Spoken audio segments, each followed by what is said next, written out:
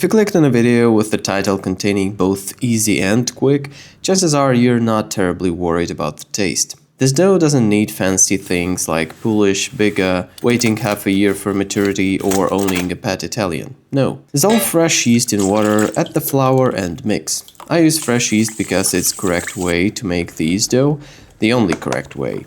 Dry yeast is for people who know this argument isn't worth it. I also always use a metal chopstick to mix the dough, not because it's better, but just because I can. Mix until the chopstick becomes useless. At that point, wet your hand and do your best to incorporate the remaining flour into the dough. If you're afraid of sticky dough, also known as dough stickophobia, keep your hand wet every time the dough starts clinging to you emotionally. Once you're done, give it a small slap, cover it with plastic wrap and let it rest for 20 minutes. Then unwrap it, wet your hand again and start doing long stretches and folds. No, not that actually. This is the moment when we add olive oil and salt. The reason we waited is to let the flour and water get to know each other first, form some trust, maybe a small union, also known as gluten, before inviting fats and salt, which tends to slow everything down. Mix it this way until you get a uniform piece of dough. Yes, the process will be greasy, ugly, possibly awful, and faintly reminiscent of your first time, but perseverance pays off. Don't forget about a few slaps, cover it with plastic wrap and leave it for 30 minutes. Now do a set of folds. Grab the dough from underneath, stretch it as far as it allows and fold it over itself. Repeat from all sides, then do this other movement I'm showing.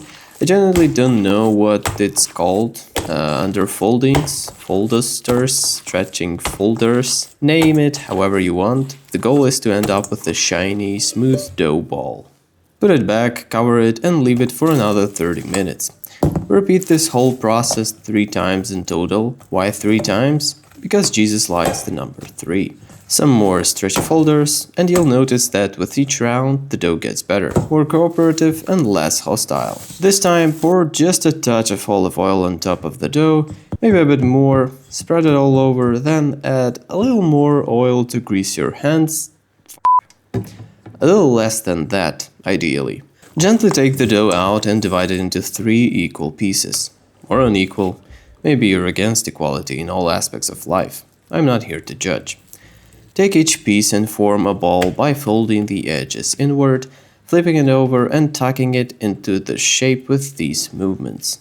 Put it on the plate, tap tap and let it rest for about an hour. Repeat with the rest. Sorry, I didn't have budget for high quality lo-fi background music, so enjoy this royalty-free YouTube track. What I've learned is that it doesn't actually matter how you shape the ball. The only thing that matters is that you end up with the tight, smooth one in the end. As with many things in life, the process is negotiable, the result is not. Nope, I didn't forget about the slaps. Now the essentials. Tomato sauce. Easier than this is only taking a shit, maybe. Combine a can of crushed tomatoes with olive oil, extra virgin obviously, we didn't want any sluts roaming around. Salt, oregano, and a clove of garlic. Blended, done.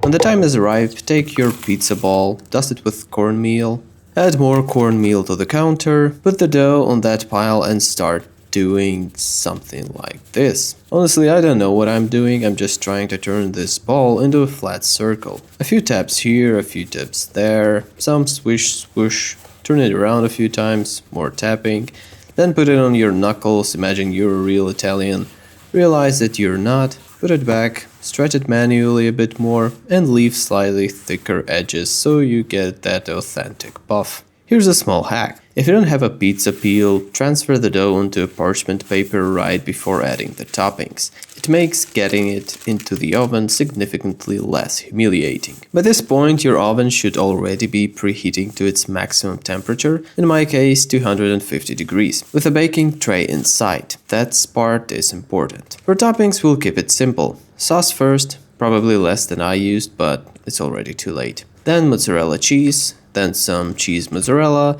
then for balance some additional mozzarella and finish with cheesarella. Add pepperoni and you're done. I of course own a pizza peel, so I'll use it. But you can just slide the parchment paper with pizza onto the hot tray and send it into the oven.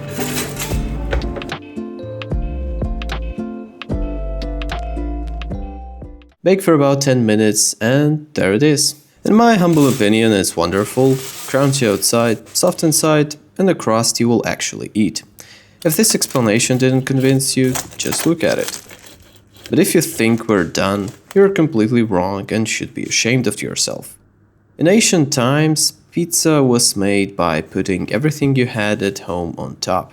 So I'll do the same, making pizza as it was originally designed to be. This time I shape it more evenly, without a puffy crust so we can fit more toppings. Sauce again, but now I show some restraint. Then cheese, but not too much. Then baked chicken, we need to hit that protein.